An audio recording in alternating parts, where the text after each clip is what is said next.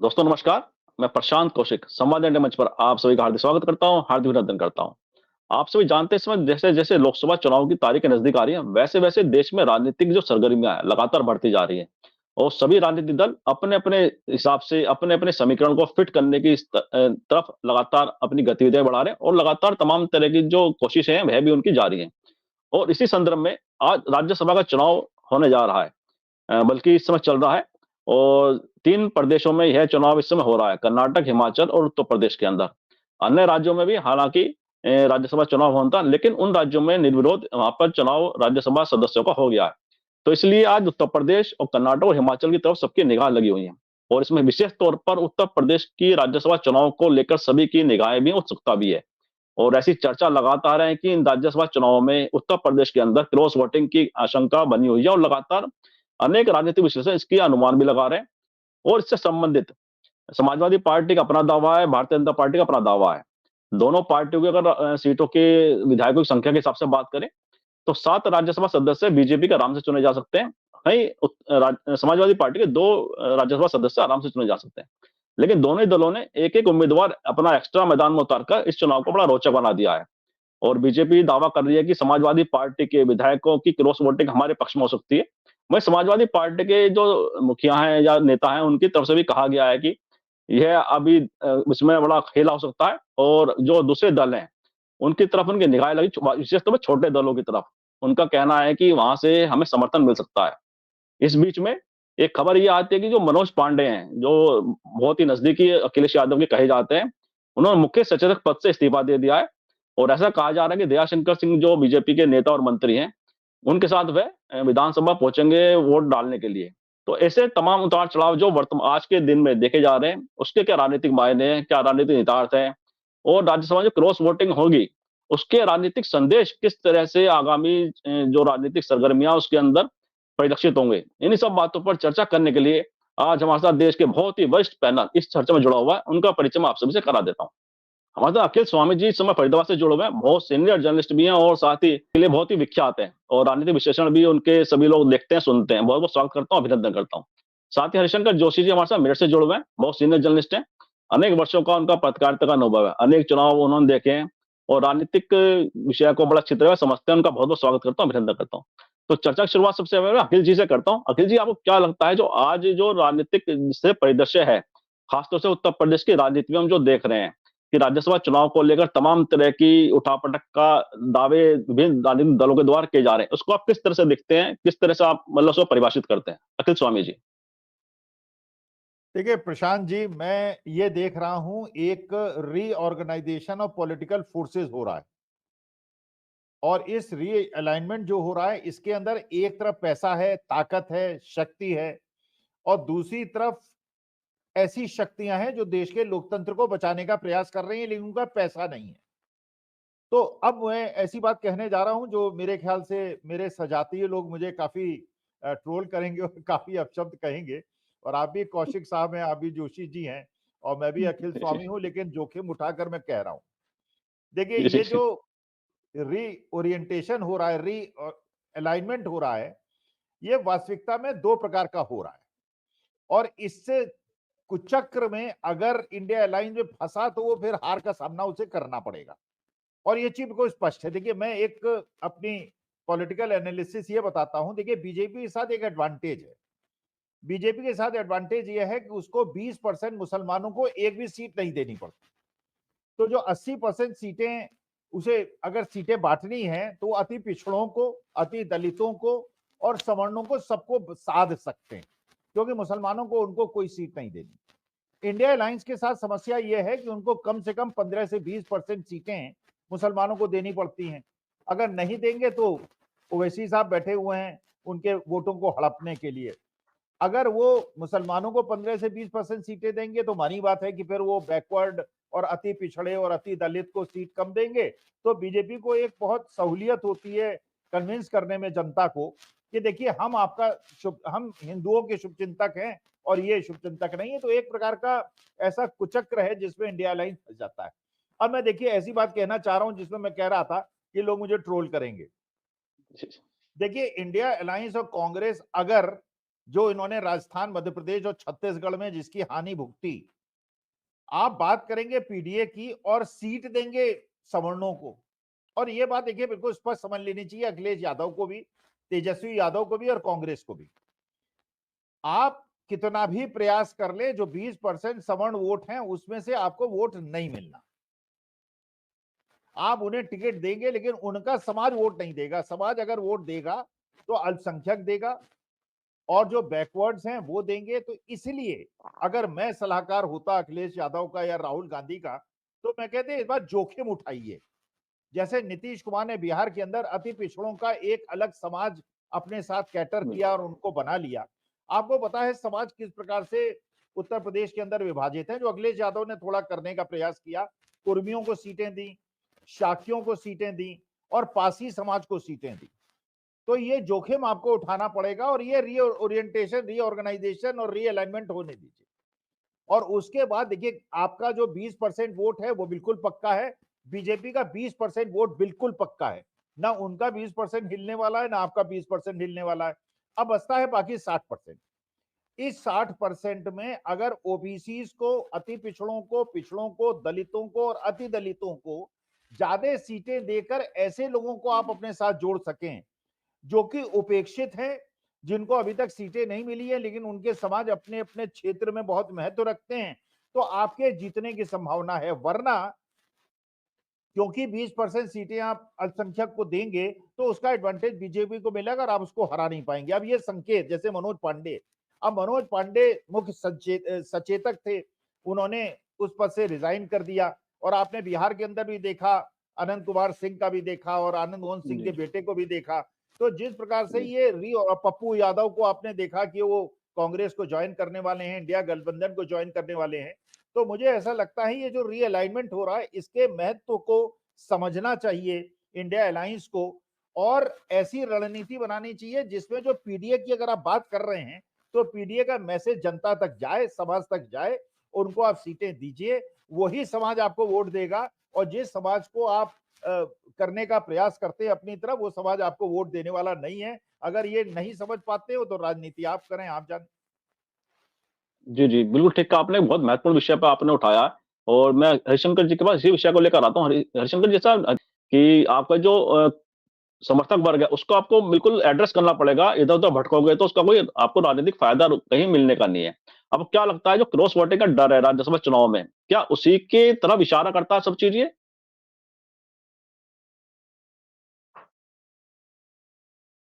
Mute हैं आप।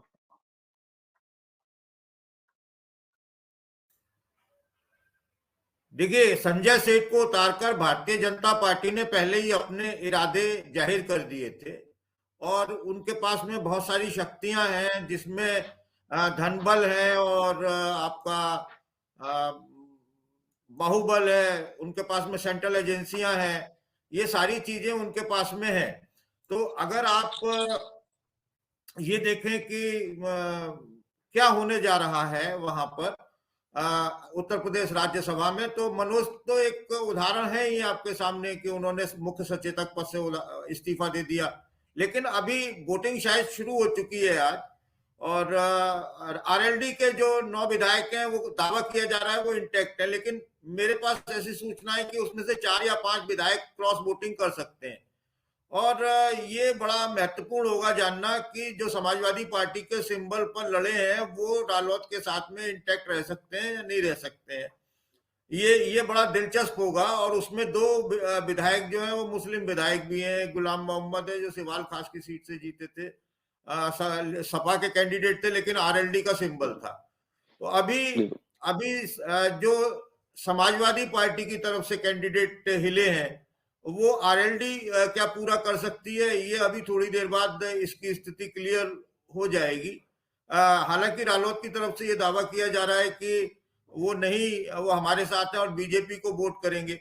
तो अभी अगर वो बीजेपी को वोट नहीं करते हैं और मान लीजिए वो अलग पार्टी बना लेते हैं, एक रालोद से निकलकर वो समाजवादी पार्टी में भी शामिल नहीं होते हैं, तो क्या शिवसेना की तरह और अजीत पवार की तरह चुनाव आयोग उन्हें आरएलडी का सिंबल देगा? क्या उनको एक देगा? बहुत सारी अभी इसके बाद पेच फंसने वाले हैं। आप थोड़ा सा अभी वक्त का इंतजार करना चाहिए। क्रॉस वोटिंग तो होगी, ये बात तय है, लेकिन क्रॉस वोटिंग सिर्फ एक तरफ से नहीं होगी, क्रॉस वोटिंग दोनों तरफ से होने की संभावनाएं मुझे लगती है। हालांकि भारतीय जनता पार्टी इसमें प्लस है, क्योंकि उसके पास संसाधन है, उसके पास शक्ति है, उसके पास ईडी है, उसके पास सीबीआई है, और भी बहुत सारी चीजें हैं। जी प्रशांत जी। जी, जी, बिल्कुल ठीक कहा आपने कि बहुत सारी जो शक्तियाँ हैं वह सत्ता के पास होती हैं और सत्ता का उसका फ़ायदा भी कहीं न कहीं उठाती दिखाई देती है। वर्तमान समय में तो इसका ख़ैर काफ़ी ज़्यादा प्रचलन भी हमें इस समय दिखाई दे रहा है। आतमजीत जी भी हमारे साथ जुड़ गए हैं, बहुत सीनियर राजनीतिक विश्लेषक हैं, उनका बहुत-बहुत स्वागत करता हूँ, बहुत-बहुत अभिनंदन करता हूँ। तो आतमजीत जी, जैसे कि लखनऊ में आज वर्तमान में जो राज्यसभा चुनाव हो रहा है, उसको लेकर तमाम तरह की चर्चाएँ भी इस समय हैं। और क्या लगता है कि जो व राज्यसभा चुनाव है, जैसे हरिशंकर जी ने कहा, रालोद की तरफ से भी ऐसी कुछ अंदेशा लोग व्यक्त कर रहे हैं कि उनके कुछ विधायक टूट सकते हैं। तो जो राजनीतिक उठापटक जो राज्यसभा चुनाव में दिखाई दे रही है, इसके राजनीतिक मायने आप किस तरह से देखते हैं? आपको क्या लगता है कि आने वाले समय में राज्यसभा चुनाव के पश्चात राजनीतिक दिशा और दशा किस तरह से हो सकती है? क्या लगता है आपको? आदमजीत जी। देखिए, आपको याद होगा 2014 में जब इंडिया अगेंस्ट करप्शन आया था, यूपीए 2 की सरकार के कोल स्कैम और 2G 3G स्कैम और काफ़ी सारे करप्शन के मामलों में उनके मिनिस्टर लिप्त थे। तब मीडिया जो था वो गोदी नहीं था। मेन स्ट्रीम मीडिया ने बढ़-चढ़कर इंडिया अगेंस्ट करप्शन को लाइव दिखाया और दिखाया कि कैसे हिंदुस्तान का हर वो नागरिक खड़ा होके झंडा लेके इंडिया गेट पे घूम रहा था, जो चाहता था कि देश को भ्रष्टाचार से आज़ादी मिलनी चाहिए। तो हालाँकि बाद में वो समझ में आया लोगों को कि वो एनडीए द्वारा प्रायोजित था और बीजेपी आरएसएस जो थी उस इंडिया अगेंस्ट करप्शन के मॉडल के पीछे थी। और कुछ भी प्रूव नहीं हो पाया, चाहे वो कोल स्कैम का मामला हो, चाहे वो 2G 3G का मामला हो, सुप्रीम कोर्ट तक भी वो केसेस गए, पर उनमें कुछ मटेरियल था नहीं। जैसे अभी यंग इंडिया वाला जो मामला है, नेशनल हेराल्ड वाला, उसमें भी राहुल गांधी और सोनिया गांधी को जिस तरीके से घेरा गया, ईडी ने बुला के 12-12 घंटे पूछताछ की, वो बिल्कुल निरर्थ थी, उसमें कोई ज़रूरत ही नहीं थी करने की। पर इन्होंने उसको ऑप्टिक्स बनाने की कोशिश की कि देखिए मोदी सरकार जो है, वो करप्शन खत्म करना चाहती है। पर हुआ क्या, 2016 में 15 में जब इनका लैंड एक्विजिशन एक्ट जो है, वो राज्यसभा में डिफीट हो गया। उसके बाद इन्होंने नोटबंदी लेके आए, ये कहने लगे कि जब नोटबंदी में काला धन वापस आएगा और हमने अपने मैनिफेस्टो में कहा है कि 15-15 लाख रुपए सबके अकाउंट में आएंगे, पर वो भी जुमला साबित हुआ और नोटबंदी से इकोनॉमी को बहुत बड़ा नुकसान हुआ। कितनी लेबर पलायन कर गई, इकोनॉमी ठप हो गई, जो दूसरी मध्यम और माइक्रो यूनिट्स थी और एमएसएमईज थी, उनका काम बिल्कुल निरस्त हो गया और डिमांड मार्केट में खत्म हो गई। फिर आप जीएसटी लेके आए, आपने कहा वन नेशन वन टैक्स करेंगे, उसमें भी आपकी कारगरी नहीं चली। अब ये राज्यसभा के इलेक्शन में ये चीज नजर निकल के आ रही है कि एनडीए लगभग खत्म हो चुका है, क्योंकि मोदी सरकार ने अपनी नीतियों को सिर्फ दो लोगों में केंद्रित रखा, एक वो खुद थे और एक उनके साथ अमित शाह थे। किसी भी मिनिस्टर की कोई पोजीशन नहीं है कि वो कोई फैसले ले सके। एनवायरमेंट मिनिस्ट्री को ताक पे रख के इतने सारे प्रोजेक्ट इनके चुनिंदा कॉर्पोरेट्स को दिए गए। कॉर्पोरेट्स के द्वारा प्रायोजित ये सरकार ने ये सोचा कि पैसा हमारे पास है, सत्ता हमारे पास है, तो अब हम अगले 24 साल 2047 तक राज करेंगे। और यही इनका कॉन्फिडेंस जो है, इनके जो लोग थे उनको इनसे दूर कर दिया। अब जहां तक जयंत का सवाल है, मैं उनसे 4 या 5 दफा मिला हूं और जब भी मैं उनसे मिला उन्होंने कहा देखिए मैं किसानों के साथ हूं, और जब किसानों का आंदोलन था उसमें भी मैं प्रयागराज से लेके और मैंने अपने इलाके तक, बागपत से सौली कैराना तक, बिजनौर तक 110 किसान सभाएं की, किसान पंचायतें, महापंचायतें की। और पिछले इलेक्शन में तो वो 2022 में जाट और मुस्लिम एकता पे बात करते रहे, और जाट मुस्लिम जब एक हो गए तो वो पार्टी छोड़कर अपना वो इंडिया गठबंधन छोड़ के बीजेपी में चले गए। तो आयाराम गयाराम की पॉलिटिक्स पब्लिक भी खूब समझती है। और इसमें जब वो लखनऊ में बैठे अपने 9 एमएलए के साथ ये कह रहे थे कि हमारे बीच में कोई तकरार नहीं है और हमारे 9 एमएलए हमारे साथ है और सबने मिलजुल कर फैसला किया है बीजेपी या लेड एनडीए अलायंस को जिताने का। और उसके बाद जब आंदोलन शंभू बॉर्डर पे आया किसानों का, और जिस तरीके से वहां पे दमनकारी नीतियां और क्रूर राजनीति के तहत वहां गोलियां बरसाई गई, आंसू गैस के बॉम्ब छोड़े गए, रबड़ बुलेट चलाई गई, पैलेट गन्स चलाई गई। तो ये किसान विरोधी जो मोदी का चेहरा है, मोदी सरकार का, वो बिल्कुल सामने आ गया। अब जब छुपते छुपाते फिर रहे हैं, मुस्लिम वोट उनके साथ बीजेपी को वोट करेगा नहीं, जाट वोट जो उनके साथ मोदी विरोधी गतिविधियों में उनके साथ खड़ा था, वो बिल्कुल मोदी के साथ, वो अब इनके साथ, जैद के साथ एनडीए को वोट नहीं करेगा। तो वो अकेले थकेले पड़ गए हैं। ये 9 एमएलए को कब तक बचा के रखेंगे? कहीं ना कहीं वो सपा में या और पार्टियों में वो शामिल हो जाएंगे। और जिस तरीके से राहुल गांधी ने अपनी न्याय यात्रा निकाली और लखनऊ, आगरा, मुरादाबाद, बिजनौर, अपना इधर इस तरफ आपने सेंट्रल और वेस्टर्न यूपी की तरफ आपने एक भीड़ का हजूम देखा, जो ऐसा लग रहा है कि जो एडवांटेज इंडिया अगेंस्ट करप्शन के बाद एनडीए लेड अलायंस को थी, वो अब एंटी इनकम्बेंसी इतना बढ़ गया है, चाहे वो किसानों का मामला हो, महिलाओं की सुरक्षा का मामला हो, देश की अर्थव्यवस्था का मामला हो या देश की जीडीपी का मामला हो। अब सब लोग इकट्ठे होकर, और आप देखिए आज की डेट में सुप्रीम कोर्ट के वकील भी जंतर मंतर पर अपना प्रोटेस्ट नहीं कर सकते। परसों परसों की बात बता देता हूँ, ईवीएम को लेकर वो एक प्रोटेस्ट करना चाहते थे, 10 मिनट के अंदर उनको उठा के वो अलग अलग थानों में ले गए। तो राइट टू प्रोटेस्ट इस देश में नहीं है। राइट टू इंफॉर्मेशन एक्ट को इन्होंने डाइल्यूट कर दिया है। राइट टू फूड में ये 80 करोड़ लोगों को राशन की बात तो कर रहे हैं, पर सर्वे में ये पता लगता है कि गरीब लोगों को रूरल एरियाज में, जो खासकर आखिरी पायदान पे व्यक्ति है, उसको वो फ्री राशन भी नहीं मिल रहा है। तो ये सारी जो नीतियां हैं मोदी की, ये अर्बन वोटर्स को ही लुभाने की है और एक ऑप्टिक्स की राजनीति है। और ऑप्टिक्स की राजनीति आपको 1-2 इलेक्शंस तो जिता सकती है, पर वो आपको सत्ता पे काबिज नहीं कर सकती। आपने 1977 में देख लिया, आपने 1989 में देख लिया, आपने 1999 में भी देख लिया। तो 2024 में भी ये इनकी राजनीति नहीं चलेगी। राज्यसभा इलेक्शन खत्म होते ही इनकी मंशा इलेक्शन अनाउंस करने की है। ये इलेक्शन अनाउंस करेंगे, आचार संहिता लगाएंगे, किसानों के मामले में ये कुछ नहीं करेंगे और देश की जनता के पास ये कह के जाएंगे कि ये देखिए जी, मोदी जी की सरकार है, मोदी जी की सेना है, मोदी जी ने पंजाब के किसानों को दबा दिया। तो इस तरीके की राजनीति, सांप्रदायिकता और ध्रुवीकरण की बहुत समय जनता के बीच चलने वाली नहीं है। इनका चेहरा एक्सपोज हो चुका है और आने वाले दिनों में आप देखेंगे कि एनडीए जो अपने आप को सेफोलॉजिस्ट बन के 370 सीटों की बात कर रहा है, इनको क्लियर मेजोरिटी लेने की भी लाले पड़ जाएंगे। जी प्रशांत जी। जी, जी, जी। आपने बड़े स्पष्टता से एक बड़े विषय का विश्लेषण किया और मैं अखिल अखिल स्वामी जी के पास आता हूँ कि आपको क्या लगता है राज्यसभा चुनाव और जिस तरह से भारत जोड़ो न्याय यात्रा दोनों बिल्कुल आस-पास घटित हुई हैं उत्तर प्रदेश के अंदर और भारत जोड़ो न्याय यात्रा के अंदर जिस तरह से लोगों का एक बड़ा समर्थन राहुल गांधी की यात्रा में दिखाई दिया, उसने एक नैरेटिव कहीं न कहीं विपक्षी गठबंधन, इंडिया गठबंधन के प्रति बड़ा पॉजिटिव रूप से सामने उभारा। वहीं राज्यसभा चुनाव आज हो रहे हैं और ऐसे में क्रॉस वोटिंग होती है तो उस नरेशन पर, उस नैरेटिव पर, उस परसेप्शन पर क्या कुछ असर पड़ेगा इन चीजों का अगर क्रॉस वोटिंग हो जाती है विपक्षी दलों की तरफ से? नहीं, देखिए अखिल प्रशांत जी, स्वामी जी। मुझे नहीं लगता कि राज्यसभा में क्रॉस वोटिंग होगी तो इसका कोई प्रभाव नैरेटिव होगा। देखिए, नैरेटिव आज की तारीख में बिल्कुल स्पष्ट है। दो नैरेटिव बिल्कुल स्पष्ट है। 2024 के बाद देश की जनता क्या चाहती है? देश की जनता क्या ऐसी सरकार चाहती है जिसमें अग्निवीर जैसी योजना हो, जहां एक स्टेट गवर्नमेंट दूसरी स्टेट के अंदर घुस कर दीवारें बना दे और कीलें गाड़ दे और लोगों की आंखें फोड़ दे और सिर फोड़ दे? या तो ऐसी सरकार चाहती है? देखिए, कुछ लोग ऐसे हैं जिनको निरंकुशता अच्छी लगती है। बल्कि अगर आप किसी साइकोलॉजिस्ट से बात करेंगे तो साइकोलॉजी में ये कहते हैं, जो आदमी घर से निराश है, जिसके घर में पैसा नहीं मिल रहा है, उसकी बीवी डांट रही है, माँ डांट रही है, नौकरी नहीं मिल रही है, तो वो अपने फ्रस्ट्रेशन को बाहर जाके निकालता है। वो कहता है अच्छा ठीक है यार, मैं तो केवल भूखा हूं, उसको तो देखो तोड़ दिया, उसके तो हाथ पैर तोड़ दिए। तो उसको एक प्रकार की सुख की अनुभूति है, उसे रक्त बहते हुए रक्त से एक प्रकार का प्रेम होने लगता है। तो एक वर्ग ऐसा है, इसमें कोई डाउट नहीं है। 30-35% लोग ऐसे हैं जो इस प्रकार की विभत्स स्थिति में भी आनंद उठा रहे हैं। अब असली मुद्दा यह है, जो बाकी लोग हैं, जो चाहते हैं वैसा हिंदुस्तान रहे, जैसे मेरी 72 साल की उम्र होने वाली है और मैंने ऐसा हिंदुस्तान पहले 60 साल देखा है। अटल जी का भी देखा, पंडित जी का भी देखा, इंदिरा गांधी जी का भी देखा। बड़े प्यार मोहब्बत से सब लोग डिस्कशन करते थे। मैं तो इलाहाबाद यूनिवर्सिटी का पढ़ा हुआ हूँ। बाहर हम लोग सर्किल उसमें बना के बैठ जाते थे, उसमें कम्युनिस्ट भी होते थे, आरएसएस वाले भी होते थे, एसवाईएस वाले भी होते थे। डिस्कशन होता था, प्यार मोहब्बत से ज्ञान का आदान प्रदान होता था। और आज के तारीख में अगर आप बात करने की कोशिश करें, लोग आप पे झपटते हैं, आपको मारने की कोशिश करते हैं, आपको आतंकित करने की कोशिश करते हैं।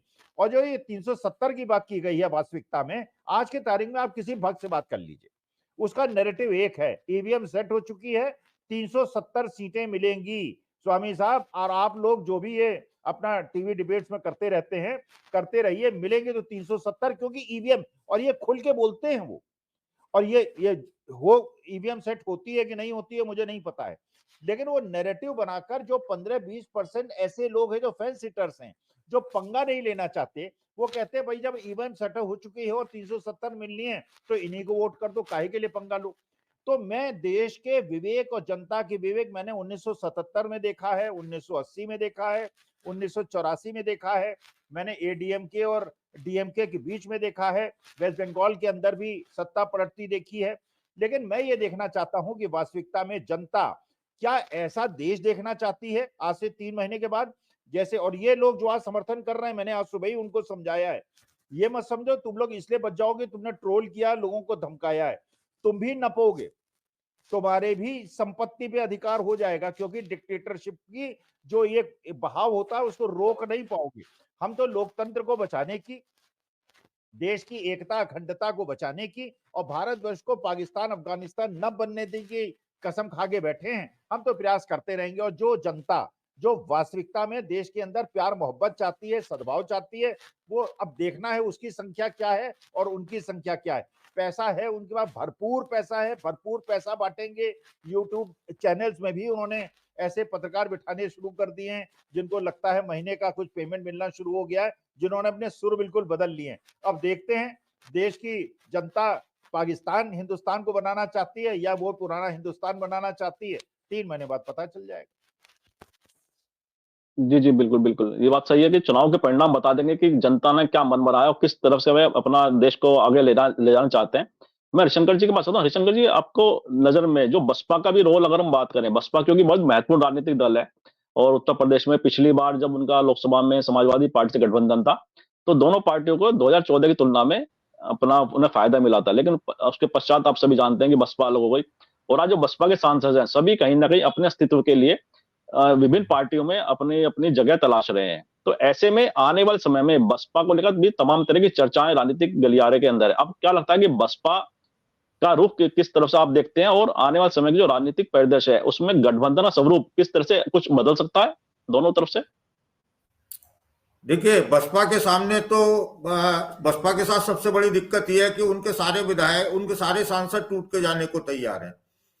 बसपा की जो टिकट प्रणाली है देने की, वो जो भी वहां पर टिकट लेता है वो कुछ देकर आता है, कुछ दक्षिणा देकर आता है। ये बात सार्वजनिक रूप से सुनी जा सकती है।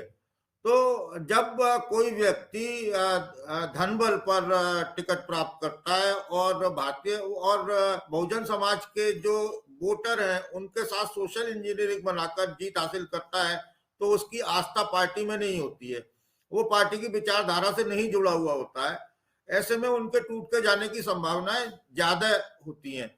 और अभी लोकसभा चुनाव आते आते देखेंगे कि जो सांसद पिछली बार जीत कर आए थे, उनमें से कोई इधर होगा, कोई उधर होगा, सारे मतलब इक्का दुक्का कोई रह जाए तो रह जाए, वरना लगभग सारे छिटक जाएंगे। शायद सहारनपुर वाला हो सकता है बचा रह जाए, या वो भी कांग्रेस अगर उसे टिकट दे दे तो वो भी उधर की तरफ चला जाए। तो बसपा के साथ तो समस्या ये है। लेकिन आज मनोज पांडे का इस्तीफा देना एक महत्वपूर्ण वो पड़ाव है। उससे पता चलता है कि स्थितियां आगे आने वाले लोकसभा चुनावों में किस तरह की होने जा रही हैं। एक चीज और है कि अभी जो खबर आ रही है उसमें ये है कि लगभग 10 से ज्यादा सपा के विधायकों ने क्रॉस वोटिंग की है, और ये बहुत चिंतनीय है अगर इस तरह से हुआ है तो। और संजय सेठ तो जीत जाएंगे। इनमें प्रोफेसर साहब, जो सबसे महत्वपूर्ण है वो रायबरेली और अमेठी के 3 विधायक हैं जिन्होंने क्रॉस वोटिंग की है। ये समाजवादी पार्टी के विधायक सुने जा रहे हैं। तो लोकसभा चुनावों में रायबरेली और अमेठी के लिए भी अप्रत्यक्ष रूप से उन्होंने गोटियां बिछा दी हैं भारतीय जनता पार्टी ने। इसका मुकाबला कांग्रेस किस तरह से करेगी, ये हमको देखना होगा। जी प्रशांत जी। जी, जी, बिल्कुल ठीक कहा आपने कि जो राजनीतिक रणनीति है उसमें कहीं न कहीं बीजेपी आज, जैसे कि आप बता रहे, क्रॉस वोटिंग लगातार जो अनुमान था 8 विधायकों के, उससे भी कहीं ज़्यादा आपने संख्या बताई। तो मैं आतमजीत जी के पास आता हूँ। आतम जी, जैसे हरिशंकर जी ने कहा कि रायबरेली और अमेठी के कुछ विधायकों के ऐसी शंका है कि उन्होंने क्रॉस वोटिंग की है। तो खासतौर से रायबरेली और अमेठी 2 ऐसी सीटें हैं जहां पर कांग्रेस और विपक्षी जो गठबंधन है, वे अपनी जीत सुनिश्चित करने के लिए तमाम तरह के प्रयास भी कर रहा है। ऐसे में अगर वहां के विधायकों के द्वारा क्रॉस वोटिंग होती है तो इसके आप किस तरह राजनीतिक निहितार्थ देखते हैं? आतमजीत जी।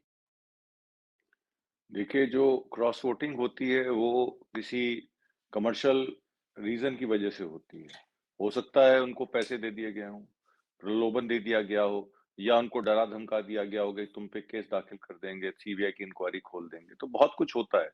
इसका मतलब ये नहीं है कि समाजवादी पार्टी का कार्यकर्ता जो है वो बीजेपी को वोट करेगा रायबरेली अमेठी में। वोटर तो अपने विवेक से वोट करता है। अगर वो एमएलए समाजवादी पार्टी के बने हैं तो इसका मतलब है समाजवादी पार्टी का वहां पे यादव मुस्लिम वोट है, तभी तो वो एमएलए बने हैं। तो आपको क्या लगता है वो यादव मुस्लिम वोट क्या बीजेपी की तरफ चला जाएगा? ऐसा नहीं है। ये जो क्रॉस वोटिंग होती है इसके बहुत सारे कारण होते हैं, रीजन होते हैं। अभी तो उसकी समीक्षा भी करनी पड़ेगी कि वो क्रॉस वोटिंग वाकई हुई है, और हुई है तो किन कारणों की वजह से हुई है। उसमें अखिलेश यादव को चाहिए कि डिसिप्लिनरी एक्शन लें। कोई भी एमएलए, कोई भी मेंबर पार्लियामेंट डिस्पोजेबल नहीं होता है। जब आप ऐसी काम करते हैं तो फिर आपको पार्टी से निकाल भी दिया जाना चाहिए, और कोई ऐसा नेता नहीं है जिसको निकालने से वो कोई इनके वहां का अंक गणित खराब कर देगा। आज की डेट में पब्लिक बहुत समझदार है। वो नेशनल न्यूज देखती है, सोशल मीडिया देखती है, डिजिटल मीडिया के थ्रू उसको खबरें मिलती रहती हैं, गोदी मीडिया को भी चिन्हित करती है। वो अपने विवेक से काम लेती है। मोदी जी को 2 बार जनमत इसीलिए मिला क्योंकि मोदी जी ने बहुत बड़े-बड़े प्रोमिसेस किए। पर जो उनकी नीतियां हैं कि सारा पैसा इंफ्रा फंड में लगा दो, अपने चुनिंदा कॉर्पोरेट्स को दे दो, वो अपने आप ट्रिकल डाउन होकर लोगों के पास पहुंच जाएगा, तो ऐसा हुआ नहीं। इंफ्रा फंडिंग में इस सरकार ने जितना पैसा खर्च किया, हम 100 लाख करोड़ के कर्जे के नीचे आ गए, 150 लाख करोड़ एडिशनल कर्जे के नीचे आ गए।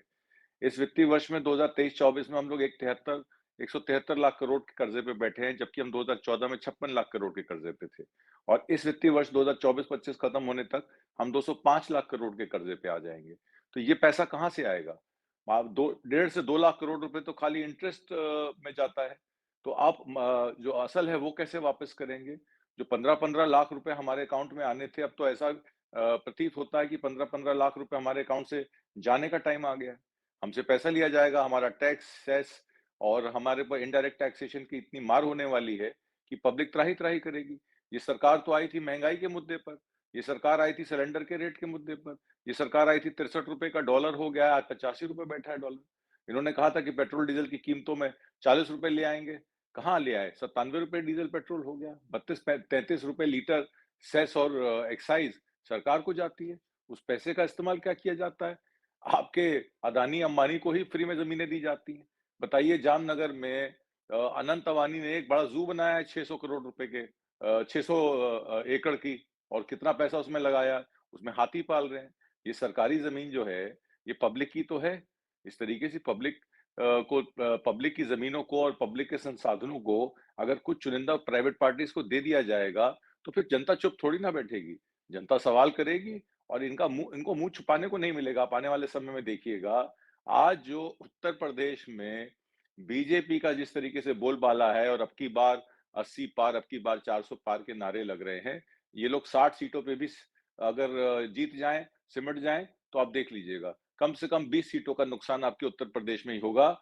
और ये जो ऑप्टिक्स राज्यसभा इलेक्शन के लिए दिखाए जा रहे हैं कि देखिए सपा के एमएलए हमारी तरफ आ गए हैं, ये बसपा के 10 एमपी में 4 एमपी हमारे पास आ गए हैं, या इंडिया अलायंस में जिनको टिकट नहीं मिलेगी उनको हम बीजेपी में देख लेंगे। तो एक तरह से वॉशिंग मशीन का काम इन्होंने किया है। सारे भ्रष्ट नेता जो दूसरी पार्टियों में थे वो बीजेपी में आ गए हैं। ऐसा ही कुछ आपको 2014 में देखने को मिला था। तो एनडीए या बीजेपी की सरकार को अपना पक्ष कैसे बचाव करेंगे? जब खुद ही करप्शन में लिप्त लोगों को इन्होंने पार्टी में शामिल कर दिया है, तो इंडिया अगेंस्ट करप्शन कैसे चलेगा? बात ये खड़ी हो जाती है। तो पब्लिक तो समझ रही है, और पब्लिक ये भी जान रही है कि इनकी मजबूरी है उनको साथ लेके चलने की। पर जो वादे उन्होंने किए वो पूरे नहीं हुए। किसी भी मानक पर या किसी भी मापदंड पर बीजेपी सफल नहीं रही है।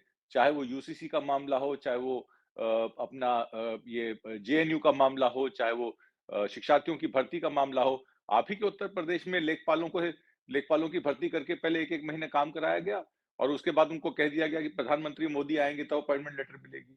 कल वो भी रात को अपने मोबाइल फोन की बैटरी ऑन करके प्रोटेस्ट कर रहे थे। तो ऐसे तो बहुत सारे मामले हैं। कितने पर्चे लीक हुए, कितने पेपर लीक हुए। 50 लाख आवेदकों में 6 महीने का टाइम दे दिया आगे परीक्षा का। तो क्या पब्लिक चुप बैठेगी? बात ही आ जाती है। जी प्रशांत जी। जी। बिल्कुल ठीक कहा आपने। और जन सरोकार के मुद्दे जैसा आपने कहा कि मुख्य धारा की राजनीति में होने चाहिए, और मैं स्वामी जी के पास इसी प्रश्न को लेकर आता हूं कि जैसे कि जो जन सरोकार के मुद्दे हैं, तमाम राजनीतिक दल या जितने बड़े नेता हैं, सभी उन मुद्दों की बात करते हैं पब्लिकली। लेकिन ऐसा देखते हैं कि आम आदमी से जुड़े मुद्दे, आम आदमी कहीं न कहीं उसके प्रति खुद ही उदासीन होता है, क्योंकि उन मुद्दों पे वह वोट करता दिखाई नहीं देता है। तो इसके क्या कारण है? क्या इसके मायने हैं कि जो राजनीतिक दल हैं, इसलिए उन जन सरोकार के मुद्दों पर उनकी जवाबदेही हम तय नहीं कर पाते हैं या आम आदमी तय नहीं कर पाता है। तो उसका फ़ायदा राजनीतिक दल उठाते हैं, क्योंकि आम आदमी दूसरे मुद्दों पर, भावनात्मक मुद्दों में अपने को ज़्यादा कहीं न कहीं जोड़ने में दिखाई देता है। देखिए प्रशांत जी, यहीं पे मेरे को थोड़ा-सा ये शक होता है। देखिए, नॉर्थ कोरिया के लोगों को अपने जो वहाँ का डिक्टेटर है वो अच्छा लगता है। जर्मनी में भी और इटली में भी उनको अपना डिक्टेटर उस समय अच्छा लगता था, बाद में लोगों ने रियलाइज़ किया, बहुत बड़ी गलती कर दी। चीन में भी उनको अपना डिक्टेटर अच्छा लगता है, रूस में भी पुतिन उन्हें अच्छा लगता है।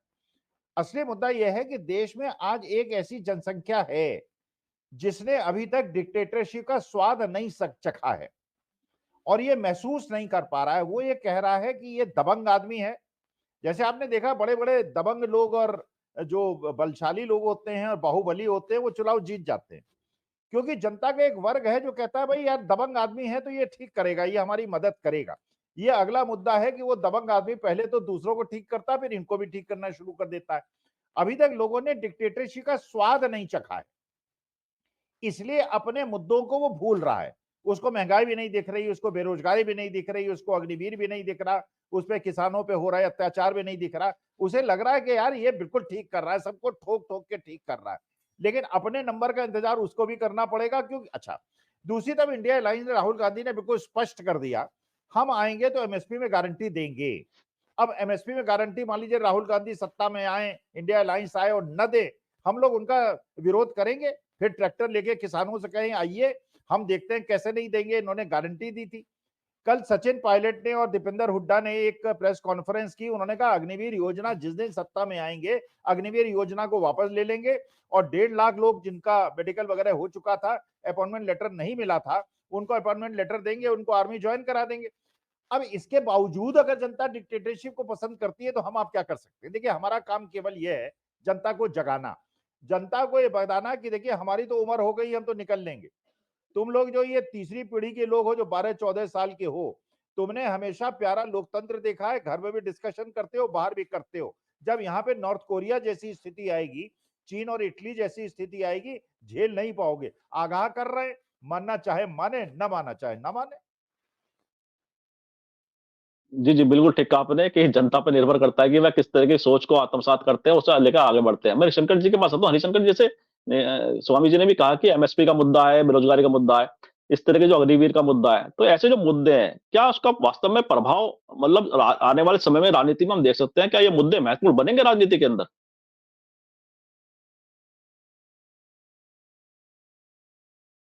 म्यूट, म्यूट, अनम्यूट कर लीजिए। आपकी आवाज नहीं जोशी आ जी रही अनम्यूट हरिशंकर जी? करिए। हाँ, स्वामी जी ने जो कहा वो मैं उसे 4 लाइनों में रिपीट करता हूं। नवाज देवबंदी साहब के 2 शेर हैं।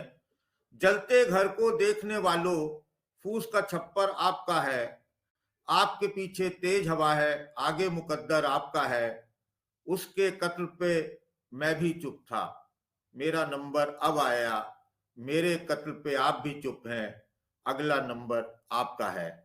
तो साहब, अगला नंबर जो है वो प्रोफेसर साहब यही बता रहे थे कि आप समझ सकते हो तो समझ जाओ, अगला नंबर आपका है, बचेगा कोई नहीं, ये बात तय है। और बचना है तो ये आखिरी मौका है आपके पास में। आप बचना चाहते हैं तो बच लीजिए, नहीं बचना चाहते हैं तो आपकी मर्जी। और दूसरी, आज जो खबरें आ रही हैं, देखिए आपका जो मूल मुद्दा है वो आज अग्निवीर और ये सब नहीं है। आपका मुद्दा राज्यसभा के हो रहे चुनावों में क्रॉस वोटिंग का है। तो 8 लोगों ने क्रॉस वोटिंग की है, ये खबर है। अभी जो सूचनाएं वहां से आ रही हैं, और जब मुख्य सचेतक ही क्रॉस वोटिंग कर जाए तो आप समझ सकते हो कि क्या हालात हैं। अमेठी और रायबरेली का मैंने इससे पहले भी बोला था कि वहां के 3 विधायकों ने क्रॉस वोटिंग की है। इन सबको छोड़िए, ये क्रॉस वोटिंग का सिलसिला कर्नाटक में भी कोशिश की गई है, लेकिन वहां शायद असफल हुए हैं, ऐसा मेरी जानकारी में है। हिमाचल में क्रॉस वोटिंग हो गई है, वहां कांग्रेस की सरकार है। तो किस कदर मतलब कि इससे ये से साबित होता है कि वो सत्ता के लिए, जीत के लिए वो किसी भी हद तक जा सकते हैं। वो वो कोई भी मतलब कितना घृणित कार्य करने में भी उनको कोई वो नहीं है। नैतिकता अनैतिकता तो कोई मायने ही नहीं रखती है। तो आने वाले 24 के चुनाव जो हैं उसको आप देखिए इन राज्यसभा चुनावों के आईने में, कि जहां पर विधायकों को वोटिंग करनी है वहां पर वो किस तरीके से दल बदल करके क्रॉस वोटिंग कर जाते हैं, सारी व्हिप धरी रह जाती हैं, मुख्य सचेतक भी चले जाते हैं और वो आगे आने वाले समय की बिसात बचाते हैं। आईना दिखा रहे हैं वो कि देखो हमें तो चुनाव 2024 का जीतना है। कैसे जीतना है ये हम जाने। चुनाव आयोग उनके पास है, उनके पास सारी शक्तियां हैं। लोकतंत्र का कोई सा स्तंभ ऐसा नहीं है जिसकी बुनियाद उन्होंने ना हिला दी हो। अभी देश में मुझे तो डर ये लगता है कि जो हवा जिस तरीके से चल रही है उस हवा में, तो खैर वो विकास के नाम पर आए थे और भ्रष्टाचार के नाम पर आए थे, अच्छे दिनों के नाम पर आए थे, लेकिन अब वो सारी चीजें तो हवा हो गई। उन्हें मालूम है कि ये तो एक्सपोज हो चुके, अच्छे दिन नहीं रहे, 15 लाख नहीं आए और तमाम सारी चीजें उनके सामने है। लेकिन अगले चुनाव में वो क्या करेंगे, मुझे इस बात का डर सता रहा है कि कोई नोहाखली होगा, कोई मेरठ होगा, कोई अलीगढ़ होगा, कोई बदायूं होगा या कोई कुछ बॉर्डर पर कुछ होगा या कहां पर क्या होगा, किसकी शहादत पर ये किसकी कितनी चिताएं वहां पर होंगी, गॉड नोज के वो क्या क्या होगा। क्योंकि ये चुनाव, राज्यसभा के चुनाव की क्रॉस वोटिंग, ये मुझे इस विश्वास को और पुख्ता कर रही है कि आने वाले लोकसभा चुनाव जो है वो सहज नहीं होंगे, वो बहुत असहज होंगे। और इसको सिर्फ और सिर्फ किसी पार्टी में बूता नहीं है, ना कांग्रेस में ना अन्य विपक्षी दलों में, क्षेत्रीय दलों में, कि भारतीय जनता पार्टी के विजय रथ को रोक सकती है तो सिर्फ जनता रोक सकती है। जनता को अभी समझ लेना चाहिए कि उसको क्या चाहिए, खुली सांस में वो हवा लेना चाहती है या नहीं चाहती है, या वो घुटन की जिंदगी को मोहर लगाती है, बटन दबाती है घुटन की जिंदगी में। ये अब उसके हाथ में है।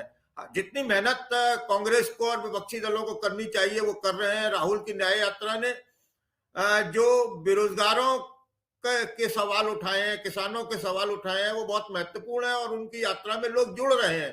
तेजस्वी की यात्रा में जो सैलाब आ रहा है, जन सैलाब है, जो सुनामी है तेजस्वी की यात्राओं में, वो बता रही है कि जनता का मिजाज जो है वो सत्ता पक्ष के प्रति बहुत खिलाफत में है, उनके साथ वो सहज नहीं है, सत्ता पक्ष को नकारना चाहती है, ये भीड़ बता रही है।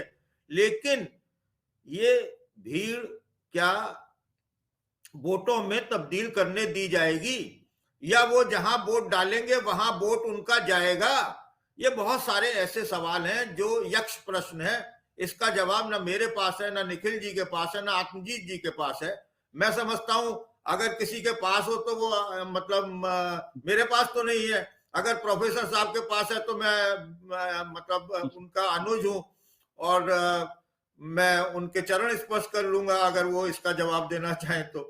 मैं इसी के साथ जी प्रशांत जी। जी बिल्कुल ठीक कहा। ये तो यक्ष प्रश्न की बात ही सभी के सामने है कि कैसे नैया पार लगेगी, विपक्षी दल अपनी नैया पार कैसे लगाएंगे और कैसे चुनौती दे पाएंगे। मैं आत्मजीत जी के पास आता हूँ कार्यक्रम के अंत में। और आपको क्या लगता है, जो हरिशंकर जी ने भी कहा कि विपक्षी दलों में लगातार कहीं ना कहीं सेंधमारी हम देखते हैं कि सत्ता पक्ष के द्वारा हो जाती है, और राज्यसभा चुनाव तो एकदम तत्काल उदाहरण है कि किस तरह से हिमाचल की भी लगातार 2 विधायकों की चर्चा थी कि शायद 2 विधायक वहां से क्रॉस वोटिंग कर सकते हैं कांग्रेस पार्टी के, और उत्तर प्रदेश का एग्जाम्पल सभी के सामने है। तो ऐसे में विपक्षी दल उस रणनीति पर क्यों विफल रहते हैं कि बीजेपी के जो सेंधमारियों से विफल कर सके? इसके पीछे आप मुख्य रूप से किन चीजों को देखते हैं? क्या विपक्षी दल समय रहते जागते नहीं है, अपने विधायकों को, अपनी शक्ति को एकत्रित करने में कहीं ना कहीं भूल हो जाती है, चूक जाते हैं वो? देखिए, आत्मजीत जी। इसमें आप विपक्षी दलों को दोष कम दें। इसमें सत्ता पक्ष की जो डेस्परेशन है, जो फ्रस्ट्रेशन है, उसको देखें। आपने चंडीगढ़ के मेयर इलेक्शन देखे? पूरे कैमरे में कितने बैलेट पड़ने थे? 20 एक तरफ थे, 16 एक तरफ थे। 36 टोटल बैलेट गिने जाने थे। आपने 8 बैलेटों को क्रॉस करके अनिल मसीह ने, जो उस टाइम रिटर्निंग ऑफिसर थे, उन्होंने 8 वोटों को इनवैलिडेट किया। इतना नग्न नाच हुआ डेमोक्रेसी का कि सुप्रीम कोर्ट को संज्ञान लेना पड़ा। और सीजेआई चंद्रचूड़ ने क्या कहा कि ये तो बिल्कुल ये तो एक तरीके से लोकतंत्र की हत्या है। और उन्होंने अनिल मसीह को बुला के उनसे पूछा कि क्या ये आपने क्रॉस लगाए? उन्होंने कहा हाँ मैंने लगाए। उन्होंने बजाय दोबारा इलेक्शन कराने के, और बीजेपी की शर्म की पराकाष्ठा देखिए कि इन्होंने अपने मेयर को तब तक रिजाइन भी नहीं करवाया था। वो बने हुए थे अपनी कुर्सी पर।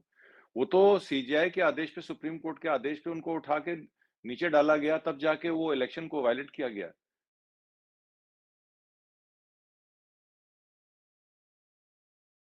अब बीजेपी में शामिल हो गए, अब हमारे पास 16 नहीं 19 वोट हो गए हैं और अगले के पास 17 रह गए हैं।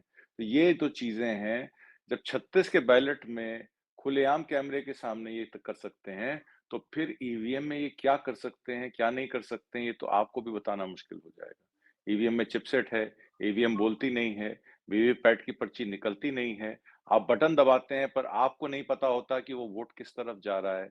एक तरीके से ये इलेक्शन की रिगिंग है, एक मास रिगिंग है जो सत्ता पक्ष द्वारा की जा रही है। ईडी, सीबीआई और इनकम टैक्स आपके घरों में छापेमारी करता है।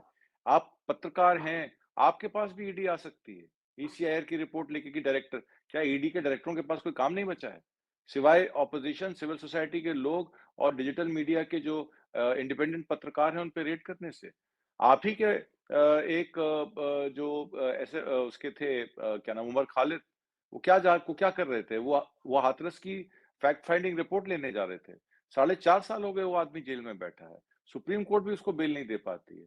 और जिस बेंच के आगे उसका केस लगा था, 8 या 9 एडजर्नमेंट के बाद उसने खुद ही केस वापस ले लिया, क्योंकि उसको उम्मीद नहीं है उस बेंच से उसको रिलीफ मिलेगा। इन्होंने तमाम जगह अपने आदमी बैठा दिए हैं। यहाँ तक कि थानों में भी जो एसएचओ, डिप्टी एसएचओ बैठे हैं, वो भी आरएसएस से प्रेरित हैं। उनको भी वहां पे कहीं डिफेंस से, कहीं एयरफोर्स से, कहीं इंडियन अपना आर्मी से उनको रिजाइन करा के सूबेदार एयरमैन, उनको जो है अभी इनको पुलिस में भर्ती किया गया कि थानों पे भी नजर रखो कि कोई थाने में आ ना पाए। लव जिहाद की बातें करते हैं ये लव जिहाद वालों को पकड़ो। कॉ प्रोटेक्शन टास्क फोर्स क्या है? लोगों का प्रताड़न करने के लिए, मॉब लिंचिंग करने के लिए और लोगों से पैसा वसूलने के लिए ये नए नए गोरख धंधे खोले गए। और फिर बिल्किस बानो के जो रेपिस्ट हैं उनका माल्यार्पण किया जाता है। उनका माल्यार्पण किया जाता है, उसके बाद सुप्रीम कोर्ट फिर संज्ञान लेती है कि ये रेमिशन गलत है। गुजरात की सरकार जवाबदेही नहीं है क्या इस बात की कि रेमिशन क्यों दिया गया, किसके कहने पे दिया गया? जब महाराष्ट्र में कोर्ट ने उनको दोषी ठहराया, तो गुजरात गवर्नमेंट कौन होती है उनको रेमिशन देने वाली? तो ये तो लोकतंत्र की कोई इंस्टीट्यूशन को फॉलो नहीं करते हैं, कोई उसकी परिभाषा को समझते नहीं है।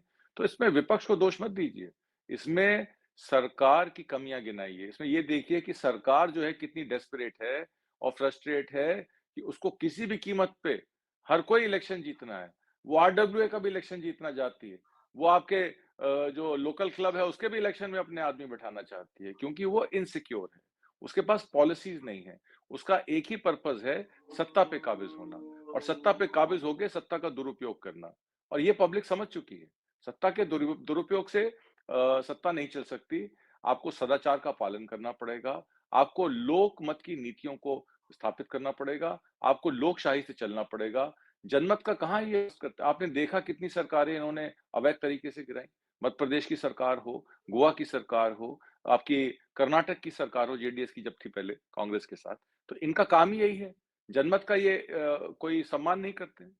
जब जनमत में तय हो गया कि 35-36% वोट जिस पार्टी को मिला उसकी सरकार बननी चाहिए, ये अल्पमत की सरकार बनाते हैं। इन्होंने राजस्थान में कोशिश की, इनका चला नहीं वहां मामला। और दिल्ली में आप देखिए, एक इलेक्टेड डिप्टी सीएम को आपने जेल में डाल दिया। क्या मामला है वो एक मामला जो शराब नीति का है कि उसमें प्रेजम्पशन है कि इतने पैसे दिए गए।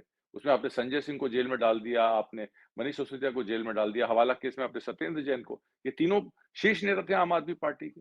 और दिल्ली की सरकार 7 मेंबर पार्लियामेंट और क्या नाम है, एलजी गवर्न स्टेट है, पूरा स्टेटहुड भी नहीं है दिल्ली के पास। तो ऐसे चीजें जब ये करते हैं तो ये तय हो जाता है कि इनको पता है कि जिस शेर की ये सवारी कर रहे हैं, जैसे ही उससे गिरेंगे तो शेर इनको खा जाएगा।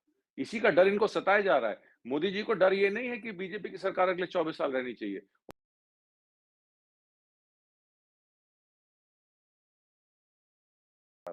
जी, प्रशांत कौशिक जी। जी। कहीं न कहीं जो विपक्षी दल है, उनके सामने चुनौती तो है कि किस तरह से वह बीजेपी की नीति से पार पाएँ और लगातार उन्हें अपनी स्थिति को सुदृढ़ भी करना पड़ेगा, अपनी जो रणनीति है उसको भी सुदृढ़ रखना पड़ेगा। और इन शब्दों के साथ आज की चर्चा को विराम भी देते हैं और आप सभी ने जिस तरह से पूरे विषय की सारगर्भिता से व्याख्या की है, मुझे विश्वास है हमारे दर्शकों को चर्चा ज़रूर पसंद आएगी। और मैं स्वामी जी का, आत्मजीत जी का, हरिशंकर जी का बहुत-बहुत आभार, धन्यवाद व्यक्त करता हूँ कि उन्होंने हमारे दर्शकों के लिए अपना समय निकाला। बहुत-बहुत धन्यवाद।